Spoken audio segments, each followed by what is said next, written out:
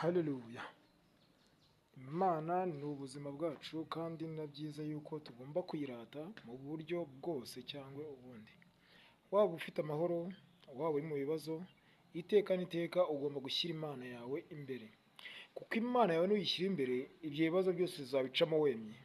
Ariko nuwitora ukumva ko imbaraga zawe zihagije, Imana izumva ko wowe kugufasha, izumva ko wowe kwitangira nta mumaro bifite, kubera ko wowe ntiwigeze wumva ko uyiringiye, ntiwigeze wumva ko ariyo iri hejuru ya byose. Ariko Imana iyo wayishyize hejuru ya byose, byose bijya hejuru. Ibigukanga byose ntibizagutera ubwoba, abakwirukaho bose ntibazagutera ubwoba, kuko Imana yo ibishobora byose. Imana yo niyo ibidukiza byose, kuko abantu bo uko byagenda kose, abantu ntabwo bakwifuriza ibyiza gusa, ahubwo hari n'abakwifuriza ibibi kugira ngo wowe ubashe kuba waba utabaho, kugira ngo ubashe kuba wagira ibyago. Ariko Imana yawe irabizi byose kandi irabizirikana. Imana ni nziza. Wowe Uwiteka tubabarire kandi twumve isengesho ryacu ribashe kuba ryasenya ibicaniro by'ikuzimu, ribashe kuba ryasenya ibicaniro bya Bayali, kandi buri wese uri kumva kino kiganiro ribashe kuba ryagira aho rimukura, kuko uri Imana nyamana kandi uri Imana igira neza. Bafashe mu byo bakora byose, udafite akazi data ubashe kuba wakamuha. Uyu mwaka w'umugisha n'uw'ibibazo, ibibazo byose bibakize kandi ubakureho data ibibagambanira byose n'ibibatega mu nzira byose, bakureho gukenyuka. Uyu mwaka wawusoze amahoro, ndetse n'undi bawutangire amahoro, kandi babahe kuramba no kuramuka.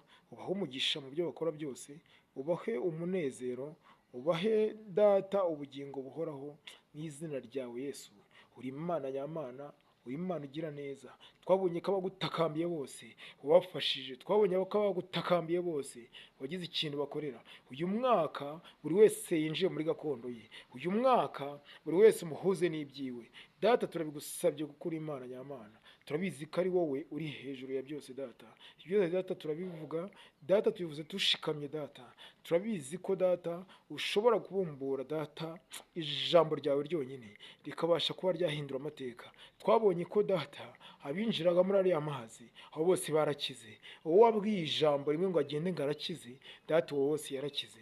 Yesu Kristo w'i Nazareti, turabizi ko ari wowe ushobora byose.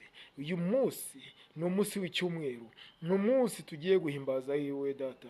Hari bagiye gusenga, hari abantu bari mu rugo babuze uburyo bajyayo, ariko abo bose data wumve ko bari kumwe nawe, wumve ko bakwiringiye Yesu. Turabizi ko uri umwana w'Imana, kandi turabizi ko uri Imana nyamana. Yesu uri byose, Yesu uri ubuzima bwacu, Yesu ni wowe twiringiye data. Tariki y'umunani z'ukwezi kwa 12, 2024 ni umunsi w'icyumweru kandi ni umunsi w'umunezero. Ni umunsi Imana igiye kuduhuza n'ibyacu, ni umunsi ibyo tuyisaba byose tubisaba no kwizera, kandi ni umunsi Imana idufatira ibyo kwizera kwacu, Imana idufatira iby'iwacu byose bikagenda biduhuzanya nabyo. Hari benshi bakwambuye, hari benshi batakwifuriza ibyiza, ariko uyu munsi ibyo byose Imana irabigukuraho. Imana izo nama bakorera ku mpande, Imana irazitatanya. Bene data ndakubwiza ukuri, saba Imana ushikamye, saba Imana ufite ukwizera, ibyo byose Imana irabigukorera data. Haleluya, haleluya. Turasoma muri Samweli wa mbere umurongo wa mbere, turasoma umurongo wa 17. Samweli aramubwira ati, genda ibyo wasabye Imana ibiguhe uko bishaka. Haleluya. Urumva ijambo ry'Imana, icyo Imana twifuzaho nuko tuyisaba kandi dufite ukwizera. Icyo Imana dushakaho nuko tuyisaba ariko dufite kuyiringira cyane, kuko Imana iyo wemeye ko ari ishobora byose, byose irabikwereka ko ibishoboye. Ariko Imana wayeretse ko itabishoboye nta kintu ikumarira. Ni byiza yuko rero wowe wumva ko uri kumwe n'Imana yawe, kandi wowe wayibashe kuba wahura nayo, ubashe kuba wakomezanya isezerano ryayo. Imana irinda isezerano, Imana ikarinda wowe, Imana ikarinda icyo yakuvuzeho, kuko icyo yakuvuzeho gifite agaciro kurenza uko abantu babitekereza. Ari benshi bazakugirira amashyari kubwo uzaba ugiye mu masezerano yawe. Izo ntambara nizeguka uzatakambira Imana, ahubwo wowe ntuzumve ko wowe uhagije imbaraga zawe zihagije. Umva ko Imana ari iri hejuru yawe, ari iri hejuru y'ibiremwa. Ibikurwanya byose ni ibiremwa, ariko Imana yo ni umuremyi. Haleluya. Haleluya. Ndabashimiye mwene data mwabashe ko mwakumva rino jambo. Iri ni ijambo ry'umunsi, ni ijambo ry'umunezero, kandi ni ijambo rigiye kubinjiza muri gakondo zanyu. Ni ijambo rigiye kubahuza n'ibyo mwasabye Imana, kuko icyo Imana wayisabye cyose irakigusezeranya ko izakigukorera. Ntabwo uzigera uva ku isi icyo wasabye Imana cyose itakigukoreye.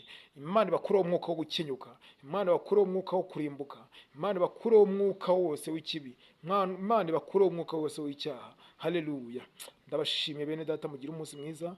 Abagiye mu kazi mugire akazi keza, abagiye gusenga muhure n'ibyo mwagiye gusengera. Haleluya. Imana ibashimwe cyane, kandi Imana ibageze mu byanyu byose. Amen.